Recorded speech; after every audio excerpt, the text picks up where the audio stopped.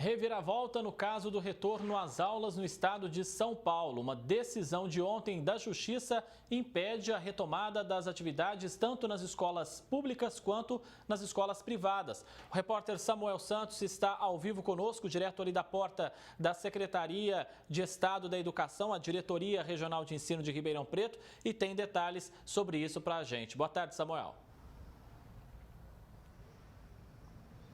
Oi, André, boa tarde a você, boa tarde a todos. A decisão foi dada ontem pela juíza Simone Gomes Rodrigues Casoretti, que é lá da 9ª Vara Pública da capital de São Paulo. Ela disse, entre outras coisas, que não há segurança para os envolvidos, tanto alunos quanto funcionários, na questão da saúde pública e que cidades que estão na fase laranja e fase vermelha não devem retomar as aulas, nem aulas públicas, nem privadas, nenhum tipo de aula presencial. Ela deu esse argumento, deu essa liminar favorável, lembrando, é uma decisão liminar que pode ser derrubada a qualquer momento. Ela acatou um pedido dos sindicatos da categoria dos professores, entre eles a POESP, a FUSE, entre outras entidades, que alegavam justamente isso, que eles não tinham segurança para voltar às aulas. Lembrando que o estado inteiro de São Paulo está dividido entre fase laranja e fase vermelha, e mesmo assim o governo do estado havia lançado o decreto que permitia a volta das aulas presenciais já no próximo dia 8 de fevereiro. Tanto nos municípios quanto nas escolas estaduais, com toda aquela segurança, com toda a regra disponibilizada.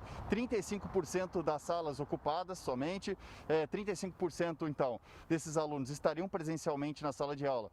O restante assistiria online e essa turma seria revezada. Também obrigatoriedade do uso de máscara, distanciamento, também a questão da higiene, álcool gel disponível em toda a escola. Mesmo assim, isso não foi levado em consideração.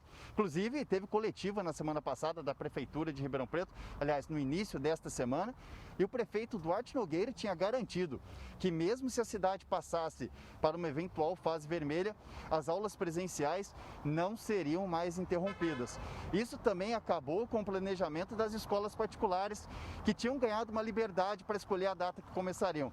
Inclusive, umas escolas particulares já estavam tendo essas aulas presenciais. Quem não gostou nada dessa decisão também foram os pais, que já estavam com o planejamento todo feito, alguns já tinham até comprado os materiais escolares e agora ficam com essa indefinição. Muita gente precisa trabalhar, já tinha o planejamento e agora não sabe onde vai deixar essas crianças, né? Muita gente não tem um familiar para deixar essa criança. E essa decisão da juíza não levou em consideração um dado importante divulgado pelo governo do estado hoje. Desde setembro do ano passado, 1.700 escolas voltaram às aulas presenciais em 314 municípios aqui do estado, André. E pasme, nenhum caso de infecção pelo novo coronavírus foi registrado. Pois é, Samuel, chama a atenção também que a juíza ela toma a decisão, a magistrada, e parece não levar em consideração também a opinião de especialistas, não é? De infectologistas.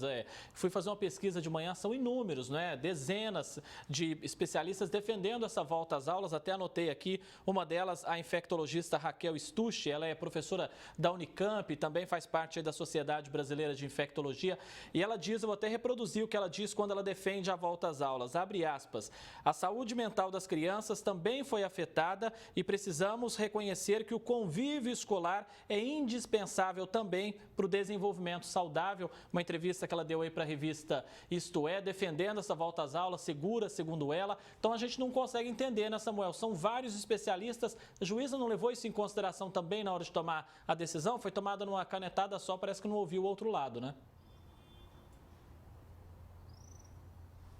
Pois é, André, ela fala da questão da psicologia, né? Da questão psicológica dessas crianças. E hoje teve uma nota técnica importantíssima que reforça isso aí que você disse, que você leu, que a infectologista disse. Sociedade Brasileira de Pediatria emitiu uma nota técnica hoje de manhã pedindo a retomada imediata das aulas presenciais em 3 aspectos. Primeiro, porque eles concordam com a decisão, que é seguro o retorno das aulas já no dia 8 de fevereiro, como tinha determinado o decreto do governo do estado. Entre outros aspectos, eles analisam justamente essa questão psicológica, que as crianças podem estar sofrendo com depressão se não voltarem. E o outro ponto muito importante também, que deve ser levado em consideração, é a questão do desenvolvimento que está ficando para trás dessas crianças, né? Não tendo essas aulas presenciais, estando longe das turmas. Tem também a perda desse segmento do desenvolvimento intelectual. Agora, o que chama atenção no meio disso tudo também, André, eu disse que esse pedido feito, né, para que fosse suspensa essa volta das aulas presenciais foi feito por sindicatos, entre eles a POSP e a FUSE, que é o Sindicato dos Servidores e Funcionários da Educação do Estado. Agora, olha só que curiosidade. A FUSE, a mesma que não concorda com a volta das aulas presenciais, abriu sua colônia de férias desde dezembro do ano passado. E lá eles podem alugar os quartos, né, passar as férias assim que desejarem, com 50% de ocupação. Olha só, 50% de ocupação, maior do que os 35% de ocupação que teríamos nas salas de aula. Eu preparei um VT sobre isso, um material sobre isso. Vocês acompanham agora sobre essa possível hipocrisia. A liminar foi dada pela juíza Simone Gomes Rodrigues Casoretti, da 9ª Vara da Fazenda Pública da capital. Na decisão, a magistrada defendeu que as aulas presenciais não devem ser retomadas em áreas classificadas nas fases laranja e vermelha do Plano São Paulo.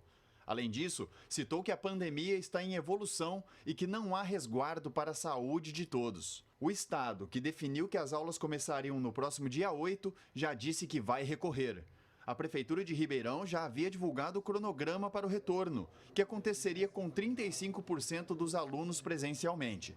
Duarte Nogueira, inclusive, disse em coletiva que as aulas não seriam mais interrompidas no município. Nós não estamos trabalhando com a perspectiva de interromper, até porque, mesmo na fase vermelha, existe protocolo para garantir as atividades de aulas presenciais. As escolas particulares também estavam preparadas para a retomada e algumas já tinham dado início ao acolhimento das crianças.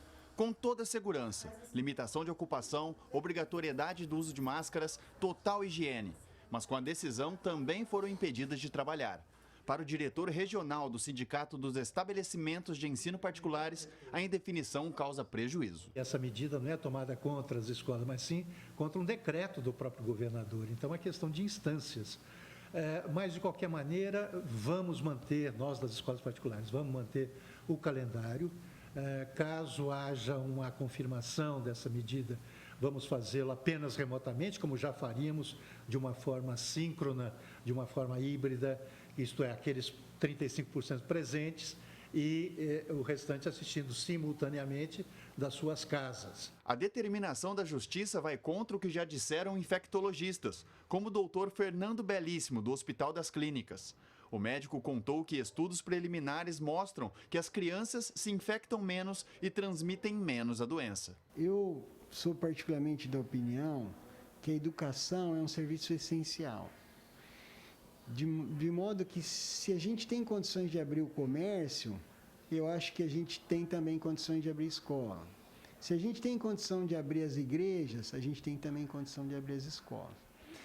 Eu não posso dizer que não há riscos nisso. Há riscos, mas os riscos hoje são menores do que já foram no passado. A decisão da juíza foi para acatar pedido feito por sindicatos que representam professores do Estado, como a POSP, Sindicato dos Professores do Ensino Oficial do Estado de São Paulo, e a AFUSE, Sindicato dos Funcionários e Servidores da Educação.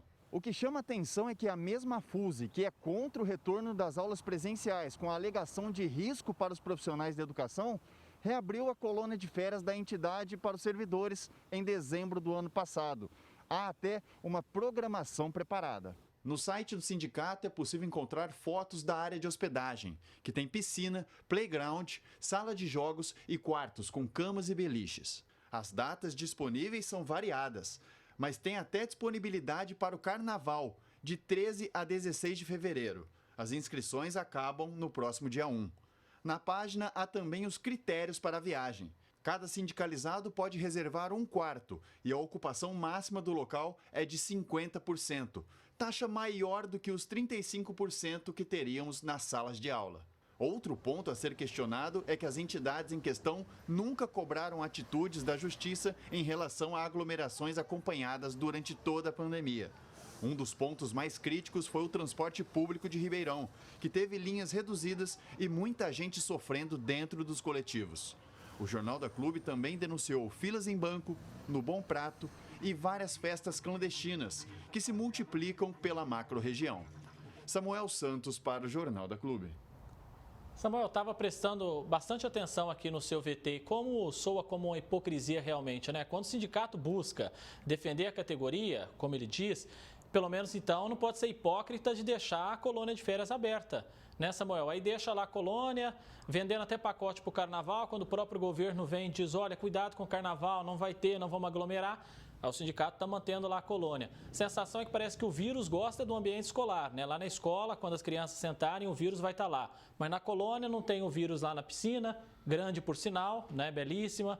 Tem lá também nos quiosques, não vão ter ali pessoas contaminadas, ou pelo menos esse não é o risco. Uma hipocrisia danada, é complicado entender toda essa situação, né, Samuel? O que esses envolvidos disseram sobre isso?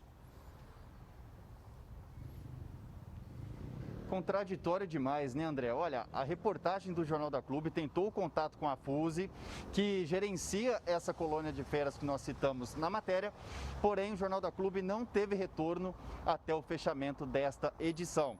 Já a deputada estadual professora Bebel, que é presidente da APOESP, foi questionada sobre essa situação toda, sobre a suspensão das atividades presenciais nas escolas aqui do estado, e ela disse que defende essa decisão da juíza, que segue lutando por isso, e olha só o que ela disse, que sem vacina para os professores, as aulas devem continuar online. Esse é o posicionamento da deputada estadual, professora Bebel, que é presidente da APOESP. Agora, uma informação importante, André, antes da gente encerrar, na matéria ainda não tinha a decisão do governo do estado, se havia recorrido ou não. Agora é oficial, agora há pouco saiu que o governo do estado já recorreu da decisão da juíza, pode ser que essa liminar seja derrubada a qualquer momento. É com você. A gente vai acompanhando, né? E o próprio secretário da Educação do Estado, também em outras entrevistas, questionou exatamente isso que a gente está falando, né, Samuel? Como é que você recorre falando para não abrir escola, mas mantém a sua colônia de férias aberta e até mesmo disponibilizando ali vagas para o carnaval? Um total absurdo. O pessoal se programou, os pais desses alunos, comprou até material e agora frustrado com essa decisão. Obrigado pelas suas informações, Samuel. E vamos continuar nesse assunto. Prazer falar agora com o especialista em administração pública, o Rafael dos Anjos. Ele conversa com a gente pela internet. Rafael, antes de mais nada, não parece incoerente essa decisão? Aí o mesmo sindicato que entra para não abrir as escolas mantém a sua colônia de férias lá funcionando e até vendendo pacote para o carnaval. Boa tarde. Boa tarde, André. Boa tarde a todos vocês que nos assistem no Jornal da Clube. A gente está vivendo a verdadeira casa de ferreiro e espeto de pau. É o que a gente vem acompanhando no país ultimamente, que está acontecendo recorrentemente. O governador pega no Natal, passa em Miami, a gente tem um apresentador de televisão que vai passear no Caribe e prega ficar em casa. Então, na verdade, o que a gente tem é uma grande hipocrisia que a gente precisa, na verdade, começar a ter coerência nas opiniões e atitudes. Rafael, nós temos aí médicos, associações, organizações internacionais apontando os males de manter essas crianças em casa, alguns dizendo até que os males podem ser piores do que a própria pandemia. Falta um respaldo técnico, então, para a gente tomar medidas mais urgentes com relação a essa volta às aulas? Olha, respaldo técnico, a gente tem bastante respaldo técnico. A gente já tem grandes cientistas defendendo essa volta às aulas. A gente tem que lembrar que a saúde não é só a ausência de enfermidade, mas um completo bem-estar físico, psicológico, social. Então a gente tem que pensar o prejuízo que está sendo para a mente dessas crianças, para a cabeça, para a saúde mental delas. As filas, os consultórios de psiquiatras nunca tiveram tão abarrotados. Quer dizer, a gente tenta tratar uma doença que é grave, mas acaba criando inúmeros outros problemas que podem ser 10 ou 15 vezes mais graves do que o atual. Então, na verdade, o que falta é cada poder respeitar o outro e começar a deixar a sua instância tomar decisão. A gente tem o Poder Executivo tomando uma decisão e toda hora vem um tapetão do Poder Judiciário. Está na hora da gente começar a repensar isso. Exatamente nesse ponto que eu queria tocar agora com você, não só nesse aspecto da volta às aulas, Rafael, mas você tem inúmeras decisões que os prefeitos tomam, os governadores tomam, depois quem dá a canetada final é a Justiça. Está tendo uma inversão de valores aí, né? Com toda certeza. A gente tem na nossa Constituição que todo poder emana do povo e será exercido por meio dos seus representantes eleitos. A gente precisa lembrar que o Poder Judiciário no Brasil, ele não é eleito e a única sustentação dele é quando ele se mantém técnico. O que está acontecendo é exatamente o oposto. Ele está pegando a opinião pessoal de alguns magistrados e estão tomando decisões que afetam toda a população. Ou seja, a caneta de um presidente que foi eleito com o voto de milhões de brasileiros está tendo muito menos poder do que um juiz concursado. Então, no mínimo que deveria ocorrer nessas situações eram ter decisões colegiadas, de órgãos colegiados da Justiça, para poder você ter uma harmonia entre os poderes e uma independência. Porque você vê uma decisão de uma magistrada individualmente, ela está sendo mais importante do que a decisão de um governador que foi eleito com milhões de votos. Ou seja, está na hora da gente colocar as coisas no seu devido local. Lógico que isso só chegou nessa situação no país por uma omissão do Poder Legislativo, que está na hora do Poder Legislativo começar a tomar o seu papel, tomar o seu lugar novamente e responsabilizar as pessoas que adentram os outros poderes, porque não dá mais para toda hora a gente levar para o judiciário as decisões que cabem ao executivo. Rafael, mesmo que essas decisões elas cheguem na Justiça, não é importante, por exemplo, essa juíza ter convidado o governo do estado, ter chamado, ter pedido para o governo se manifestar antes dela ter tomado uma decisão, mas não, ela toma a decisão sem ouvir o outro lado. Isso traz uma insegurança enorme. Agora o governo vai recorrer e Deus sabe quando esse resultado vai sair. Sim, na verdade a gente volta a frisar no ponto, André. O ideal não seria nem que ela tivesse tomado essa decisão, teria que ter sido uma corte colegiada, pelo menos desembargadores reunidos numa sessão em que tem mais cabeças pensando, porque equívocos podem ser evitados. Toda vez que você deixa para uma pessoa individualmente tomar uma decisão de tal magnitude que vai afetar a vida de milhões de pessoas, isso pode ter uma consequência séria, ainda mais de pessoas que não foram eleitas, que não têm a legitimidade popular. Então você começa a gerar questionamentos no fundamento da República do Brasil, que é o que está acontecendo hoje. O Poder Judiciário, as pessoas só respeitam decisão judicial porque ela decorre da lei. E o que está acontecendo é que o próprio Poder Judiciário não respeita a nossa Constituição. Vamos seguindo acompanhando, assunto polêmico mesmo, né? Rafael dos Anjos, especialista em administração pública, muitíssimo obrigado pela sua participação ao vivo aqui no Jornal da Clube.